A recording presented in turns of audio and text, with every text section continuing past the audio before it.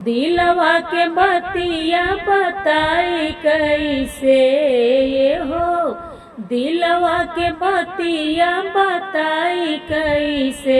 सैया ठाड़ है आंगना वहाँ बोलाई कैसे, राजा ठाड़ है आंगना वहाँ बोलाई कैसे। दिलवा के बतिया बताई कैसे ए हो, दिलवा के बतिया बताई कैसे। राजा ठाड़ है आंगना वहाँ बोलाई कैसे, सैया ठाड़ है आंगना वहाँ बोलाई कैसे। चूड़ी खान कऊबै तो सास जानी जाई है, सास जानी जाई है हो, सास जानी जाई है।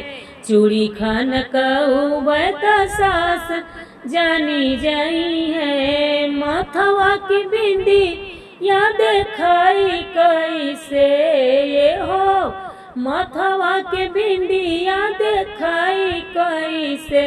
राजा ठाड़ है ओ सरा वहाँ बोलाई कैसे, सैया ठाड़ है आंगना वहाँ बोलाई कैसे। दिलवा के बतिया बताई कैसे ए हो, दिलवा के बतिया बताई कैसे। राजा ठाड़ है आंगना वहाँ बोलाई कैसे, सैया ठाड़ है आंगना वहाँ बोलाई कैसे। पायल छन कऊबै तो जठनी सुनी ले है, पायल छन कऊबै तो जठनी सुनी ले है। जेठनी सुनी ले है हो, जेठनी सुनी ले है। पायल छन कऊबै तो जेठनी सुनी ले है। कमर कर धनिया देखाई कैसे हो, कमर कर धनिया देखाई कैसे।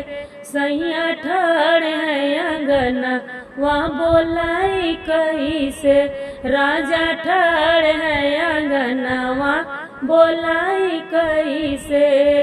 दिलवा के बतिया बताई कैसे ए हो, दिलवा के बतिया बताई कैसे। सैया ठाड़ है आंगना वहाँ बोलाई कैसे।